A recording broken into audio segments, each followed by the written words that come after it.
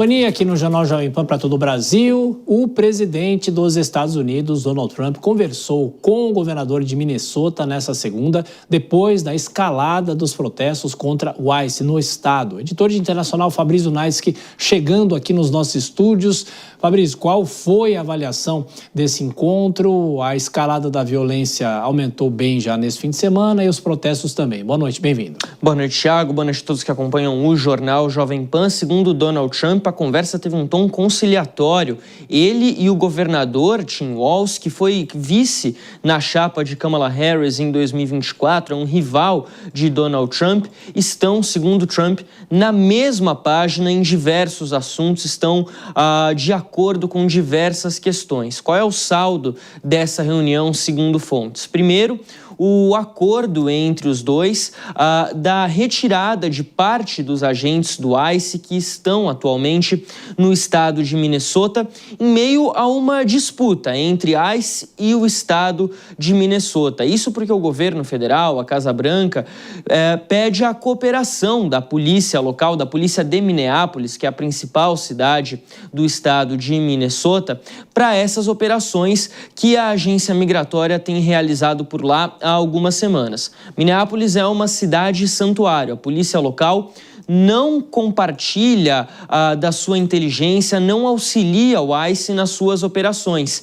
E há até uma estimativa de que, nesse momento, o ICE tenha mais agentes na cidade de Minneapolis do que a própria polícia local. Então, o governo federal, a Casa Branca, concordou em retirar alguns agentes de lá e diminuir um pouco a tensão. Um outro ponto que também teria sido concordado pelos dois, por Donald Trump e Tim Walz, é passar para o estado a responsabilidade de investigar a morte de Alex Pratt, o enfermeiro de 37 anos que foi morto a tiros durante mais uma operação do ICE nesse fim de semana, a segunda morte registrada durante essas operações desde o começo do ano. Aliás, essas operações do ICE podem ser marcadas por 6 figuras que a gente vai trazer aqui no telão agora para entender os personagens nessa história.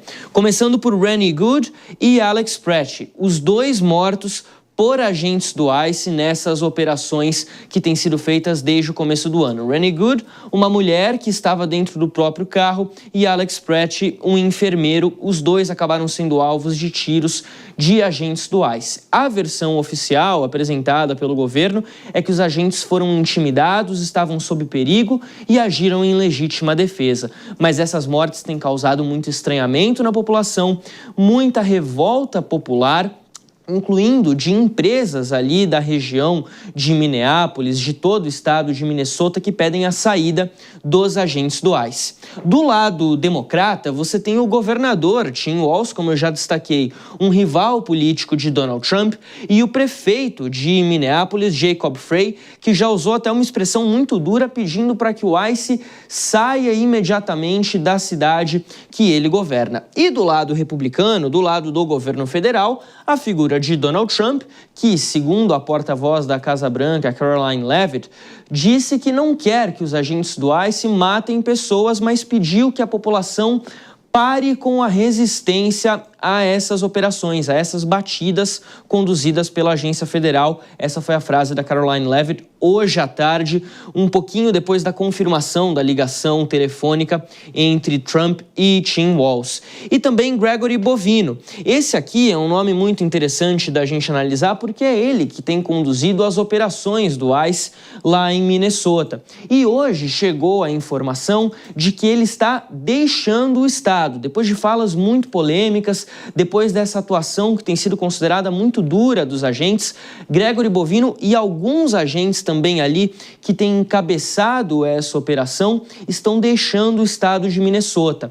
Ele será substituído por Tom Homan, que é o czar das fronteiras de Donald Trump, aquele que foi identificado, que foi apontado por Donald Trump desde o começo do governo no ano passado como responsável por impedir a entrada da imigração ilegal nos Estados Unidos. Mas essa operação já tem também algumas consequências, tanto jurídicas quanto políticas. Do lado jurídico, hoje tivemos 2 julgamentos no estado de Minnesota, um deles para avaliar se as ações do ICE estão dentro da conformidade, dentro da legalidade do que aponta a lei estadual, porque o estado tem essa responsabilidade lá nos Estados Unidos, e a segunda, um pedido feito pela Procuradoria-Geral do Estado para que o governo federal não destrua as evidências que envolvem a morte de Alex Pratt.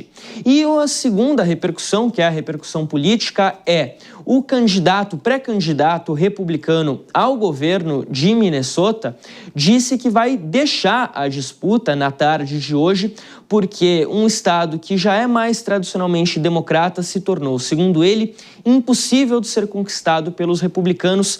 Tamanha a pressão, tamanho o estrago causado por essa operação do ICE. Segundo uma pesquisa da Reuters Ipsos, divulgada hoje, 58% dos eleitores norte-americanos acreditam que os agentes do ICE foram longe demais no estado de Minnesota, passaram do ponto. Menos da metade da população acredita que eles estão agindo dentro da legalidade, dentro da normalidade. Isso mostra que a brutalidade com a qual o ICE tem atuado no estado do Minnesota tem causado um certo pânico na população, que não entende porque 2 cidadãos americanos, principalmente que não eram imigrantes, acabaram sendo mortos por agentes que têm mostrado um certo despreparo nessas atuações, Thiago. Chama atenção chamando o Gregory de czar, né? O Tom Homan é o czar das fronteiras de Donald Trump, mas é ele quem tem atuado, Gregory Bonvino, quem vinha atuando como responsável por essas operações aqui no estado. Perfeito. A gente fica de olho. Bom trabalho para você, Fabrício. Até mais tarde na programação da Jovem Pan. Até mais.